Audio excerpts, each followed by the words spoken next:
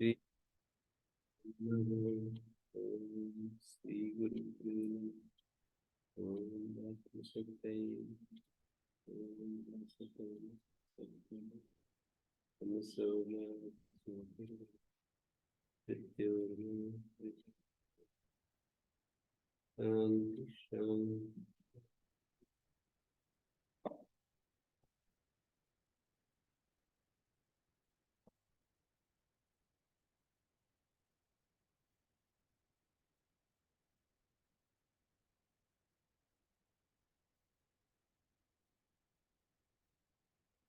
हाँ जी, तो 10-11 दिख रहा है।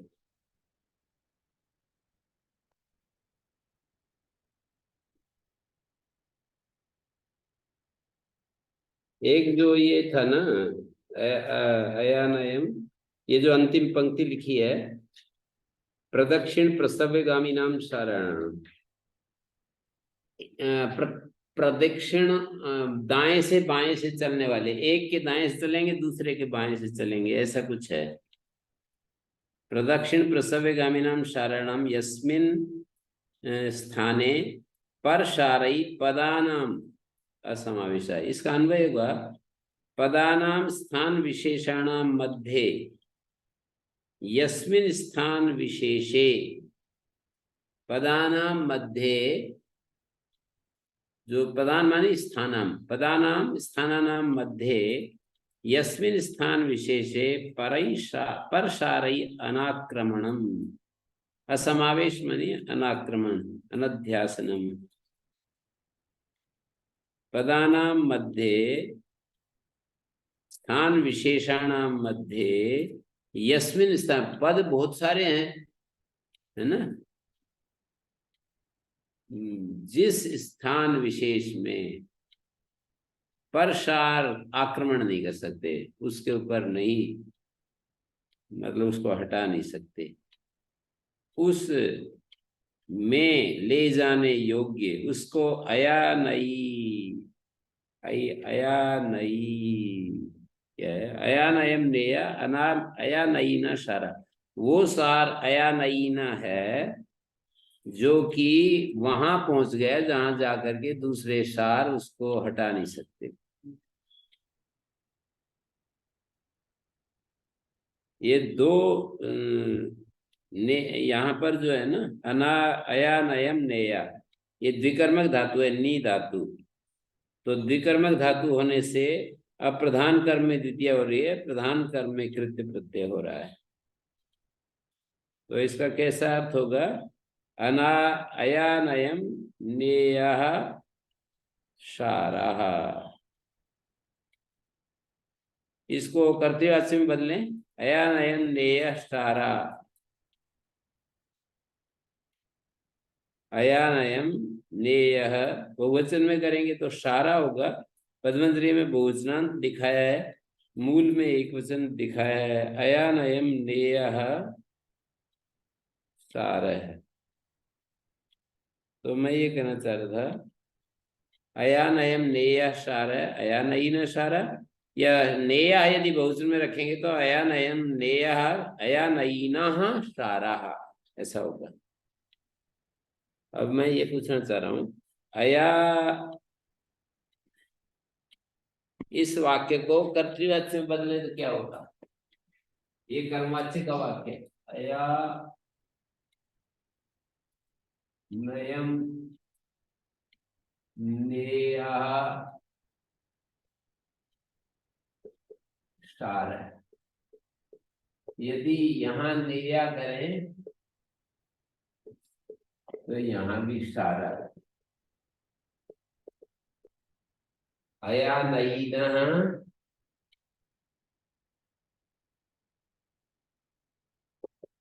एक वचन, या फिर अया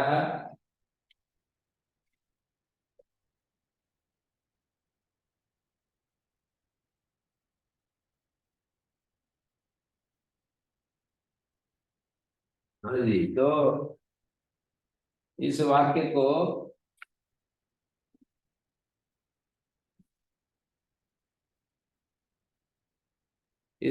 को यदि हम कर्तृवाच्य में बदले तो अयानयिनम शारान,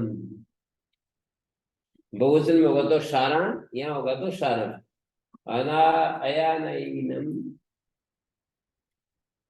अयानयम ने शारान नयेत नेयः।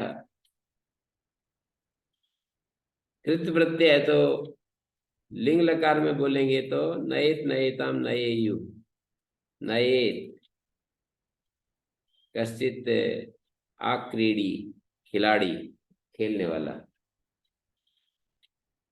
यदि इसका कर्ता में तृतीया करेंगे तो ये जाएगा ना पूरा आ रहा है, अयानयम नेयः शारः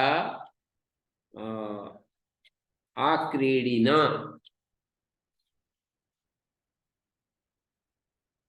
आक्रीडिना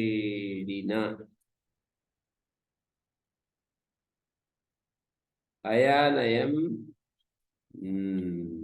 नेयः शारः अयानयम नयति शारान आक्रीडी।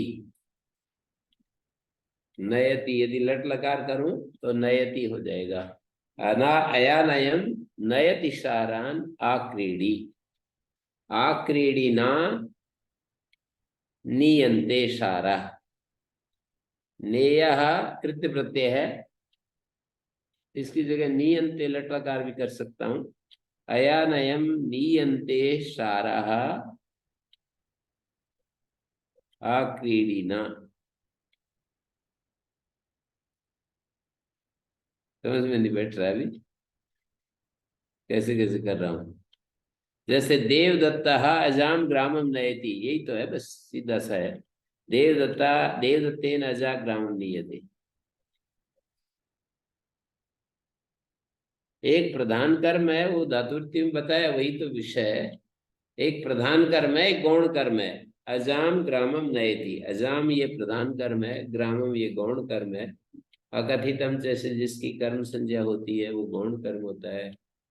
कर्तुरीष्टतमम कर्म जिसकी कर्म संज्ञा होती है वो प्रधान कर्म होता है। अजाम ग्रामम नयति, अजा ग्रामम नीयते देवदत्तेन। अजा ग्रामम नयति, अजाम ग्रामम नयति देवदत्तः, अजा ग्रामम नीयते देवदत्तेन। यहाँ पर भी अयानयम नेयः कारः आक्रीडिना, अयानयम नेयः शारः आक्रीडिना, ऐसे होंगे। आक्रीडी माने वो जो क्या होता है, जुआ खेलने वाले को क्या नाम थे, जुआरी, द्यूत कारः। अयानयम नेयः सारः द्यूतकारेण या द्यूतकृता, द्यूतकारेण या द्यूतकृता। द्यूतकृत होगा तो द्यूतकृत भी आ जाएगा, द्यूतकार होगा तो द्यूतकारेण आ जाएगा। वो तो जिस तरह से बात कहना चाह रहे, द्यूतकार के द्वारा, द्यूतकारेण अयानयम नेयः सारा, द्यूतकारेण अयानयम नेयः सारा। द्यूतकाराः अयानयम नयन्ति सारान, अयानयम नयन्ति सारान। अयानयम वो स्थान है जहां पर सार ले जाए जाते हैं जब दूसरा व्यक्ति उसके ऊपर आक्रमण नहीं कर सकता। अयानयम नेयः सारः द्यूतकारेण, द्यूतकारः अयानयम नयन्ति सारान या सारम। सारान कहेंगे या सारम कहेंगे, एक को कहना है तो सारम, बहुवचन को कहना है तो सारान। अयानयम नयन्ति सारान द्यूतकारा, द्यूतकारा नयन्ति सारान द्यूतकाराः, एक वचन में कहेंगे द्यूतकारः नयति सारान। स्पष्ट नहीं हुआ अभी? वो जो अकथितम से सूत्र में ये बात कही है, प्रधाने कर्मणि अप्रधाने द्वादीनाम प्रधाने नीरि कृष्ण। एक वाक्य है, लिख लो अच्छी तरह से दिमाग में, पहले पुस्तक में। प्रधान अप्रधाने दुहादीनाम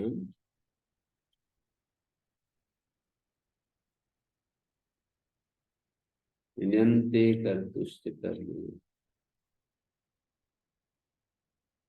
गौणे कर्मणि दुह्यादे प्रधाने नीरि कृष्वहम। ऐसे लिख लो, गौणे कर्मणि दुह्यादे प्रधाने नीरि कृष्वहम।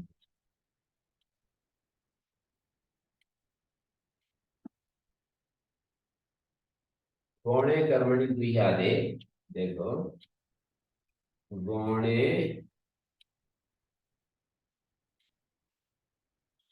एक यही पंक्ति सारी व्यवस्था को बदल, प्रधाने नीरि कृष्ण।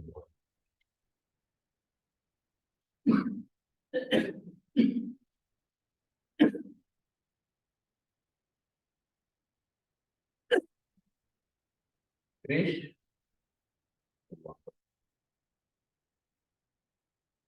ये मैंने सह इसलिए किया, 8 अक्षर होने चाहिए, 1 2 3 4 5 6, छठा गुरु होना चाहिए। यदि इस सह को कर देंगे 1 अक्षर बन जाएगा, गुरु भी नहीं बचेगा। ण्यन्ते कर्तुश्च कर्मण, एक यही व्यवस्था कर्तुश्च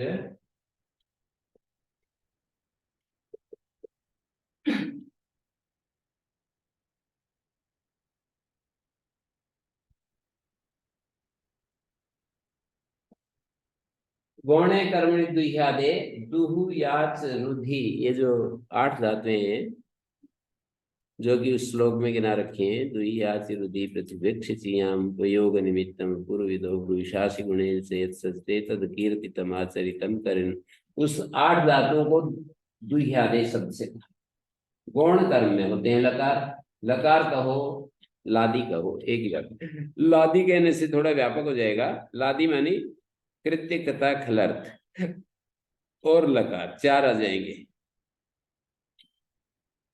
कृत्य प्रत्यय, ता प्रत्यय, खलर्थ प्रत्यय और लकार, इन 4 की व्यवस्था हमें देखनी है ना, कि प्रधान कर्म में होता है या गौण कर्म में होते हैं ये लादी। कृत्य तथा खलर्थ तथा लादी, 4 के बारे में यदि जानकारी है हमें तो बिल्कुल फिट हो जाता मामला। गौणे कर्मणि दुह्यादे प्रधाने नीरि कृष्वहम। प्रधाने नीरि कृष्वहम का मतलब प्रधान कर्म में लादी होते हैं। लादी का मतलब वही ल लकार तथा कृत्य तथा खलर्थ, नी री कृष वह, 4 धातु में प्रधान कर्म, ये प्रधान कर्म है। देखो अयान अयम, ये प्रधान कर्म है। 4 गौण कर्म है। क्या कर रखा है? प्रधान कर्म कौन सा है जी? अप्रधान कर्म में कर रखी है यहाँ। प्रधान कर्म तो शार ही है वैसे। अप्रधान कर्म में कर रखी है, बस इतनी सी बात समझनी पड़ेगी कि इन्होंने, वैसे तो प्रधान कर्म में नहीं होती है पर यहाँ पर ऐसा कर रखा है प्रयोग, सामान्य नियम से हट करके कर रखा है। प्रधान कर्म में होते हैं लेकिन यहाँ तो अप्रधान कर्म है। अयानयम अप्रधान कर्म है। शारान अयानयम नहीं, जैसे ग्रामम अजाम नयति, गाम ग्राम स्थानीय अयानयम और अजा स्थानीय, यहाँ पर शार है। कोई आदमी यहाँ से बकरी को गांव में ले जाता है तो इसको अप्रधान प्रधान को ऐसा भी समझ सकते हैं, जिसमें को आए वो तो प्रधान और जिसमें में आए वो अप्रधान, ऐसा भी मोटा आइडिया बता रहा हूं। या से आए वो अप्रधान, जैसे गाय से दूध निकालता है, से आए वो अप्रधान, और दूध को निकालता है, ये दूध को जो है प्रधान। और मानव के लिए उपदेश देता है, मानव का धर्म का उपदेश देता है, धर्म को उपदिष्ट करता है, मानव के लिए वह प्रधान। मतलब कर्तुरिष्टम कर्म जिसकी कर्म संज्ञा होगी वो तो प्रधान, और अकथितम से जिसकी कर्म संज्ञा होती है वो अप्रधान होता है। यहाँ पर अप्रधान कर्म में विद्या कर रखी है, अप्रधान कर्म में प्रधाने कृत प्रत्यय नहीं, ये तो ठीक कर रखा है। मैंने क्या कर कह दिया, उल्टा उल्टा बोल दिया। उल्टा बोल दिया मतलब है कि यहाँ सामान्य नियम से हट करके, सामान्य नियम नहीं है, सामान्य नियम ही लगा रखा है, हैं? सामान्य नियम ही लगा रखा है, देखिए हट करके नहीं है। ये जो सार है ये प्रधान कर्म है, और ये अप्रधान कर्म है। अप्रधान कर्म में तो द्वितीय ही होती है ना, जैसे अजाग्रामम नयति अजाग्रामम नीयते, ऐसा है ना। तो ये प्रधान कर्म में ही, ये जो वाक्य है प्रधाने नीरीकृष्वाम, प्रधान कर्म में नीरीकृ, ये जो नेया है ये प्रधान कर्म में ही तो हुआ है, तभी तो प्रथमा हुई। हम्म।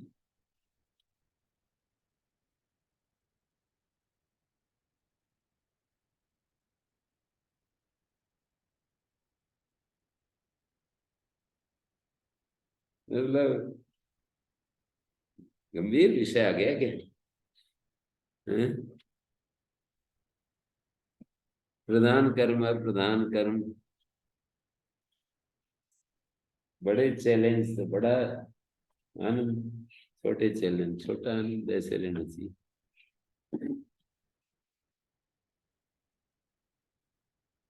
देखो रुड़की वाले तो समझ रहे।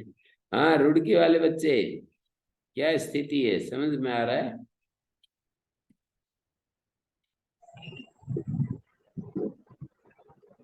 हम्म। हाँ जी, आ रहा है। यहाँ पर सारा जो है प्रधान कर्म है, अयानयन अप्रधान कर्म है। प्रधान कर्म में कृत प्रत्यय हुआ, प्रधान कर्म में कृत प्रत्यय हुआ, इसलिए समानाधिकरण हो रहा है यहाँ। अप्रधान कर्म में द्वितीय हो रही है। इसको कर्तृवाच्य में बदलूं तो अना अयानयम सारम नयति, नेय को नयति कर रहा हूं, साराम नयति या सारम नयति द्युतकार है। द्युतकारेण अयानयम नेय सारः, हसा की पकड़ न होने से इतनी ज्यादा दिक्कत हो रही है समझने में।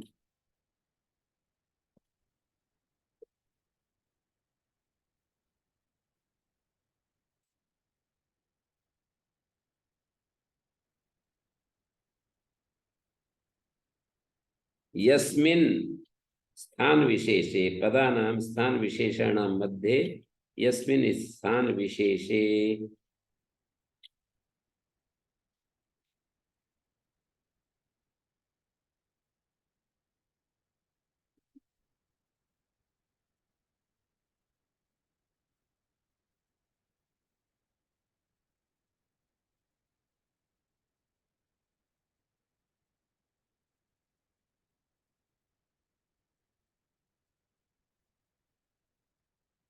यथा अपा अवार पारात्यंतानुकामं गामी, अवार पार अत्यंत अनुकाम इत्येतेभ्यो द्वितीय समर्थेभ्य गामी ते तस्मर्थे ख प्रत्यय भवति, गमिष्यति इति गामी, भविष्यति गम्यादया।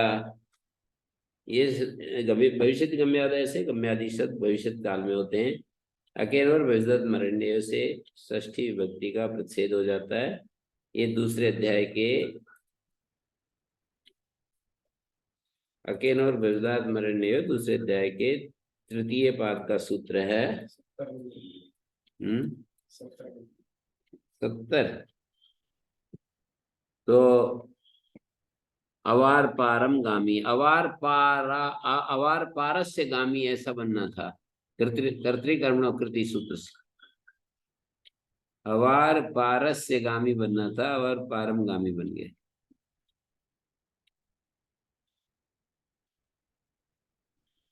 विगृहीतादपिष्यते विपरीताच्च।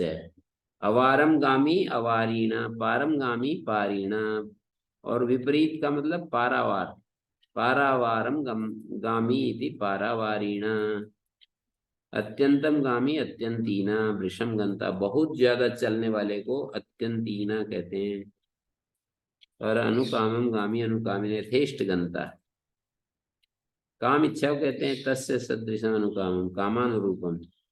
यथार्थ में अव्यय, अव्ययी भाव समास हो रहा है। अत्यंतम गामी में अत्यंत क्रिया विशेषण अंतस्य अभाव अत्ययो व अत्यंतम। अंत का अतिक्रमण।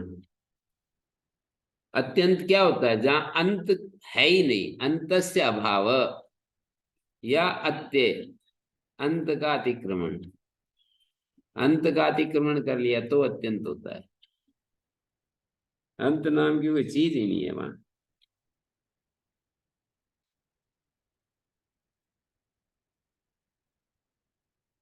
ये अनुकामम गामी, ये भी क्रिया विशेषण है।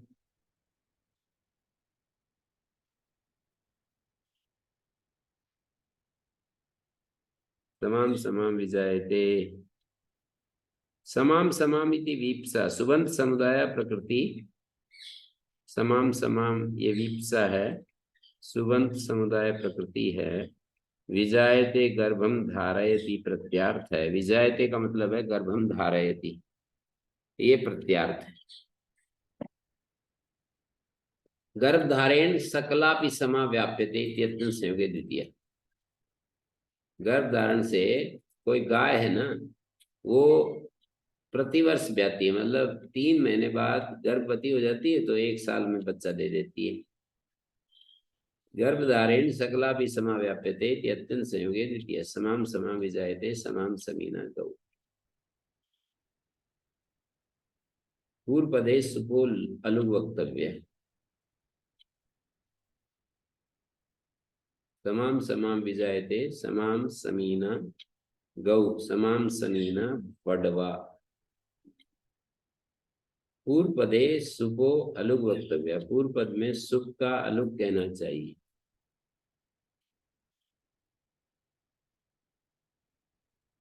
ये चित्तु समायाम समायाम विजायते इति विगृह्णन्ति।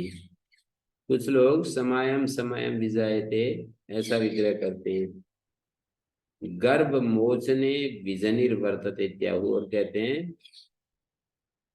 प्रसव अर्थ में गर्भ मोचने विजनी, विपूर्वक जन धातु। पहला था विजायते गर्भम धारयति, और अब है ब्याती है, बोलते हैं ना। तेषाम पूर्वपदे अलोक मात्रम निपात्यते। उनके मत में समायाम में यह का लोप कर दिया, परिशिष्ट से अलुक वक्तव्य, बाकी बच गया उसका अलुक। समाम समाम, ये उत्तर पद में तो फिर लुक हो ही जाएगा। ये पूर्व पद में आम शब्द का अलुक कहना चाहिए, ये पूर्व पद में ही है। उत्तर पद में तो लुक हो ही रहा है पूरे। समायाम समायाम में उत्तर पद में तो पूरे गी का याम का ही लुक हो रहा है ना।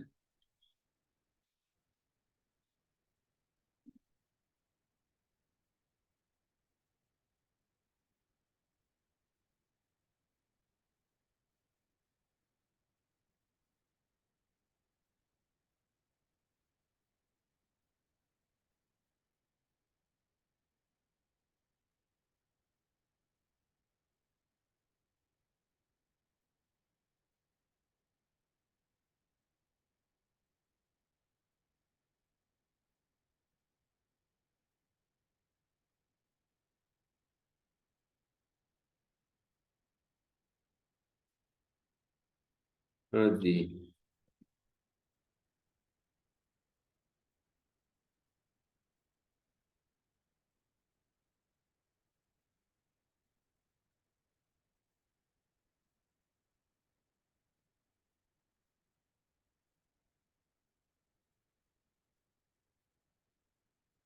अनुत्पत्तौ उत्तरपदस्य वा यलपो वक्तव्यः। वाक्ये पूर्वोत्तरपदयोरपि पक्षे यलोपो वक्तव्यः। तेन द्वैरूप्यं सिद्धं भवति। समां समां विजायते, समायां समायां विजायते इति वा। मैंने कहा था ना, उत्तर पद को तो लुक हो ही जाएगा। अनुत्पत्तौ उत्तर पदस्य च वा यलोपो वक्तव्यः। अनुत्पत्तौ का मतलब है पूर्वोत्तर पदयोरपि पक्षे यलोपो वक्तव्यः। तेन द्वैरूपम समाम समाम विजायते। अनुत्पत्ति में अर्थात जब प्रत्यय नहीं होता, वाक्यावस्था होती है उत्तर पदस्य च, इसका मतलब पूर्व पदस्य च वा यलोपो वक्तव्यः। समाम समाम भी बनेगा, समायम समायम भी बनेगा। और जब प्रत्यय होगा तो उत्तर पद में तो लुक हो जाएगा और पूर्व पद में समाम ही रहेगा।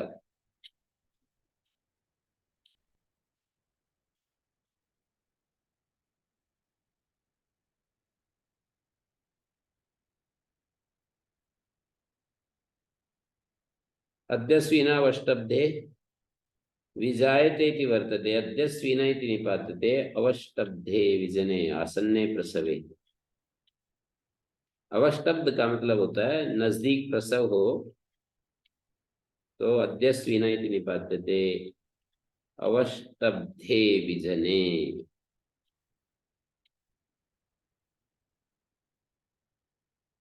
अवष्टब्ध और विजन का यथाक्रम से विवरण है। अवष्टब्ध माने नजदीक और विजने का अर्थ है प्रसवे। अवष्टब्धे माने आसन्ने, विजने माने प्रसवे। आविदूर्ये मूर्धन्य, आविदूर्ये मूर्धन्य होता है।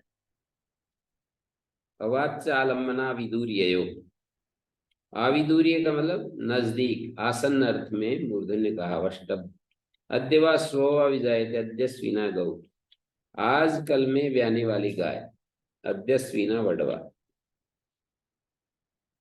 केचित्तु विजायते इति नानुवर्तते। कुछ लोग विजायते के नृत्य नहीं लाते। अवष्टब्ध मात्रे निपातनम इत्यादि।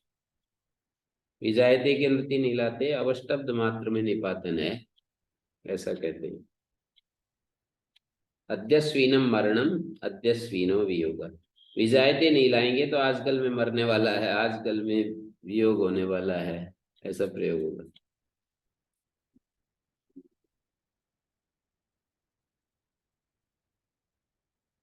आगवीना इति निपात्यते। आगवीना गोरांग पूर्वात आतस्य गो प्रतिपादना कारिणी ख प्रत्ययो निपात्यते।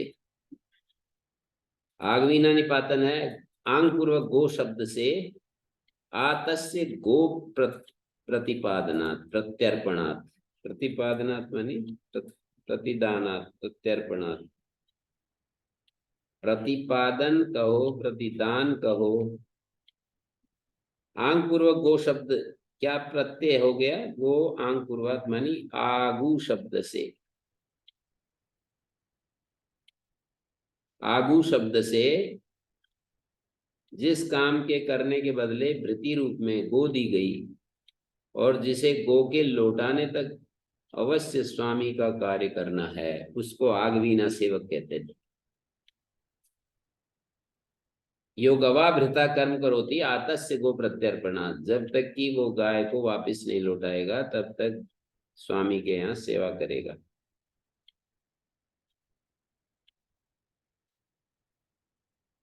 वृत्ति विषय गो शब्द गो प्रतिदान में वर्तमान है।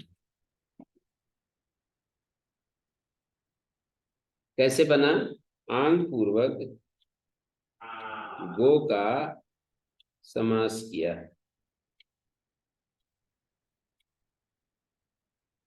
आंग पूर्वक गो का समास किया। अंग मर्यादा विध्यो अव्ययीभाव उपसर्जन अरस हो गया तो आगु शब्द बन गया और ख प्रत्यय हुआ और गुणा से गुण होकर के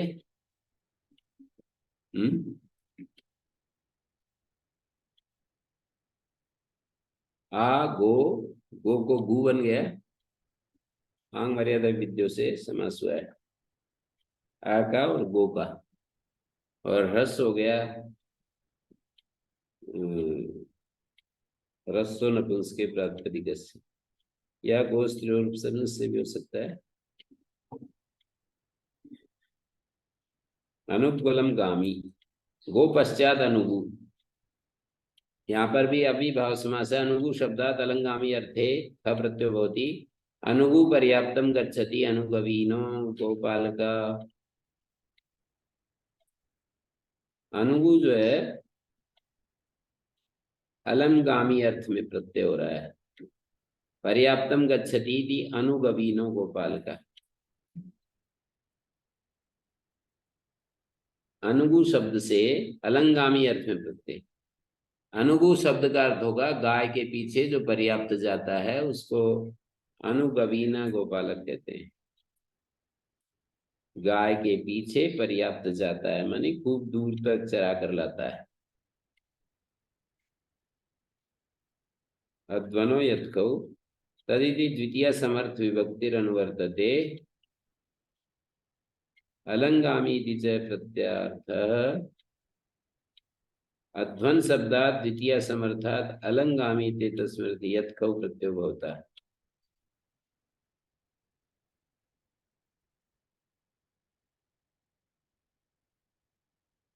अध्वन शब्दात् द्वितीय समर्थात् अलंगामी इस अर्थ में यत और ख प्रत्यय होते हैं।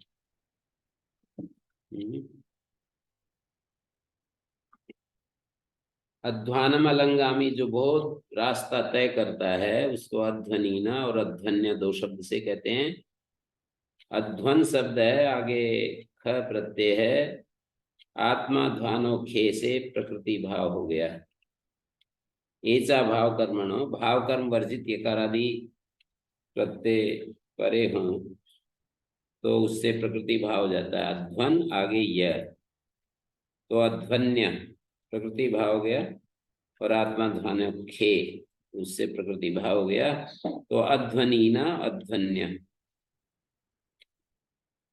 अध्वानम अनु अलंगामी समर्थ विभक्ति तदिति द्वितीय समर्थ विभक्ति अनुवर्तते।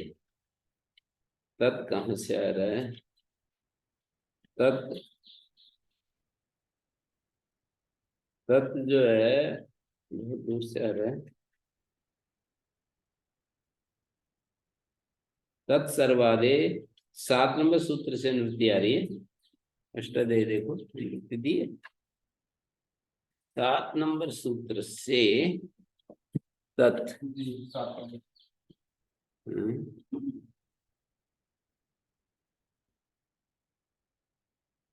तत् की निवृत्ति 17 तक है।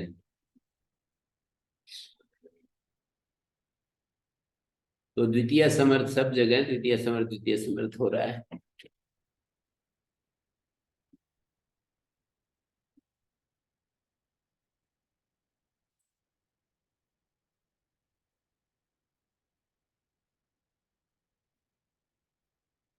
अभ्यमित्राच्छ यहाँ तक आ रही है। अभ्यमित्र शब्द से द्वितीय समर्थ अलंगामी अर्थ में 6 प्रत्यय होता है। चकार से यत और ख 3 शब्द बनेंगे। अभ्यमित्रम अलंगामी अभ्यमित्री या 6 प्रत्यय, अभ्यमित्र्य यत प्रत्यय, और अभ्यमित्रीण ख प्रत्यय। अमित्राभिमुखम सुष्टु गच्छति। अभ्यमित्र का अर्थ है अमित्र की ओर, अभिमानी टुवर्ड्स की ओर। अभी अमित्राभिमुखम सुष्टु गच्छति, अमर अमित्र की ओर अच्छे से जाता है। लक्षणेन अभिप्रत्याभिमुखे यदि अव्ययी भाव क्रिया विशेषणत्वात् कर्मणि द्वितीय। क्रिया विशेषण होने से कर्म में द्वितीय हो रही है।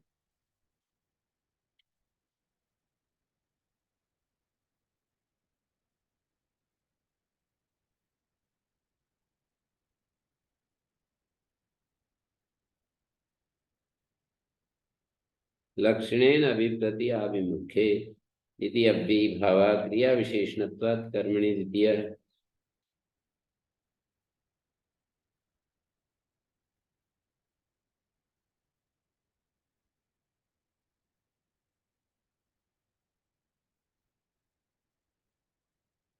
गोष्ठात् खे भूतपूर्वे गावस तिष्ठन्ति अस्मिन् गोष्ठम, ये अधिकरण में प्रत्यय हो रहा है। गैर्थे का विधानविक वार्तिक है और वहां पर ये स्था स्ना या व्यधि आनी युद्धर्थम अधिकरण में क प्रत्यय हो रहा है। अंबाम गो भूमि सव्याप्त, 8वें अध्याय के तीसरे पाद का सूत्र है, उससे शत हो जाता है। अंबाम गो भूमि, तो गोष्ठ शब्द से भूतपूर्व उपाधि वाले से ख प्रत्यय होता है। गोष्ठीनो देश, भूतपूर्व गोष्ठ इति गोष्ठीनो देश।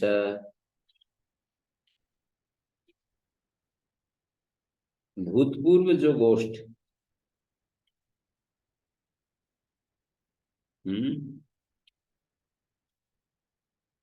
भूतपूर्व जो गोष्ठ है, अर्थ द्वारक विशेषण, भूतपूर्व ग्रहणम तस्य विशेषणम। भूतपूर्व ग्रहण जो है उसका विशेषण है भूतपूर्व ग्रहणम तस्य विशेषणम। तस्य गोष्ठ शब्देन सन्निहित गो समूह देश उच्यते। गोष्ठ शब्द का मतलब निकटवर्ती गो समूह देशा, तो तस्सेव का मतलब उस देश का विशेषण है भूतपूर्व ग्रहण। गोष्ठ शब्दात भूतपूर्वोपाधिकार स्वार्थे प्रत्ययो भवति। सन्निहित गोष्ठ समूह, निकटवर्ती जो गो समूह है उसको कह रहे हैं। गोष्ठीनो देशा का मतलब क्या होगा?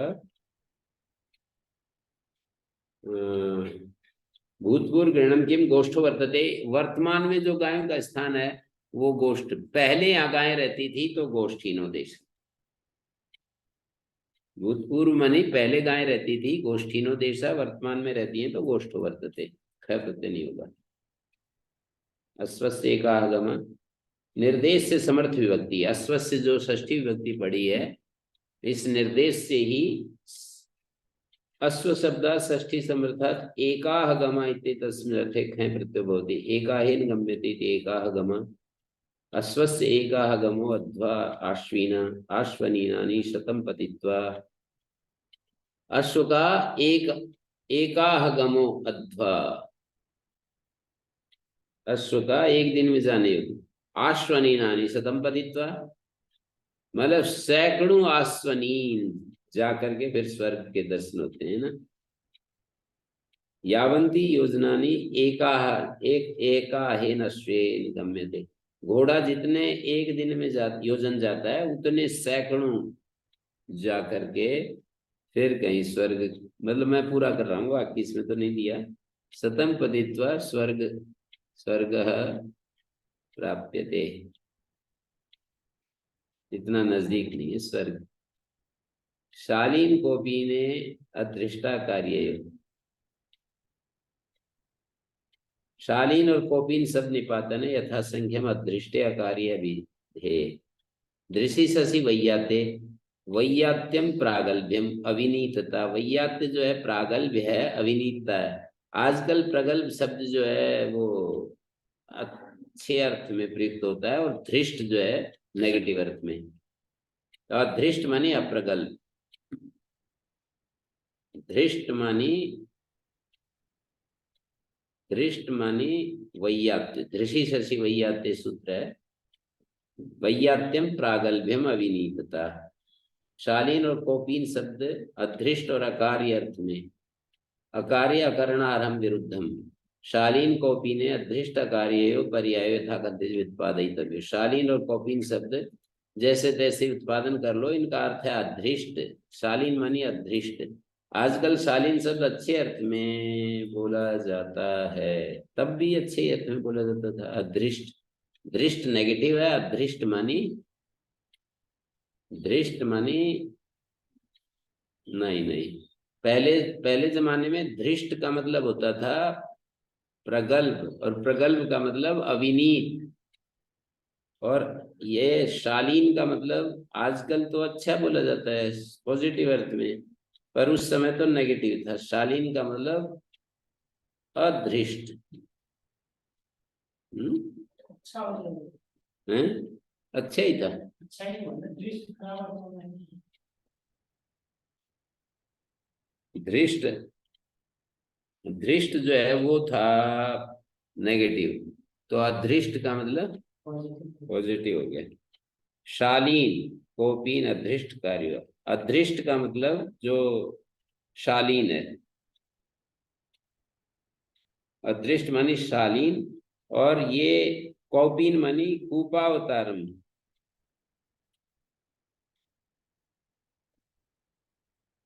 शालाम एव प्रवेशितुम अर्हति, अन्यत्र अप्रागल्भ्यात आशितुम अशक्ता। अच्छा, ये भी नेगेटिव ही कर रखा है इन्होंने, इस तरह में, इस तरह से नेगेटिव कर रखा है। शाला प्रवेशनम अर्हति इति शालीना, घर में रहने लायक, बाहर जिसका कोई सामर्थ्य नहीं है काम करने का, बात करने का, और इस तरह से शाला प्रवेशनम अर्हति, इस अर्थ में शालीन है। उपावतरणम अर्हति,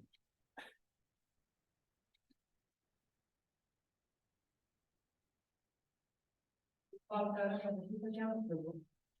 उपावतरणम अर्हति, शाला प्रवेशनम अर्हति है प्रत्येकोपिनम पापम, शालीनो जड़ है।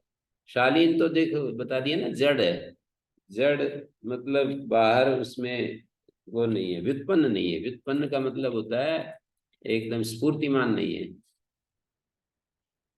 और ये है कोपिनम पापम, पाप साधनत्वात्, पुरुष के उपस्थ को कौपीन शब्द कहते हैं। साधर्म्यात साधर्म्यम गोप्यात तत्साचर्यात तद आच्छादने वास खंडे, तो इस तरह से वो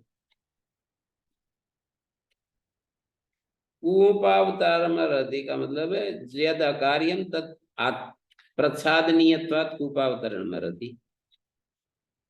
जो अकार्य होता है, गलत काम होता है, वो प्रच्छादनीय होने से कूपावतारण, कुएं में गिरने लायक होता है। कूपावतरण रहती।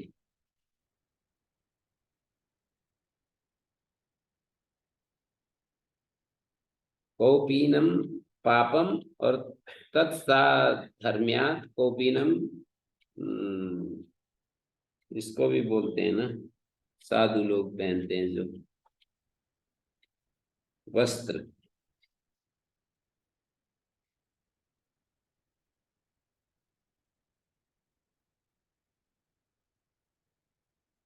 कार्य शब्द करोति क्रिया सामान्य वचन, तेन लज्जा हेतुत्वेन अदृष्टव्यत्वात् पुरुषलिंगम कौपीनम अस्पृश्यत्वाच्च तदाच्छादनम, तदाच्छादनम अपि कौपीनम। ओम शांति शांति शांति।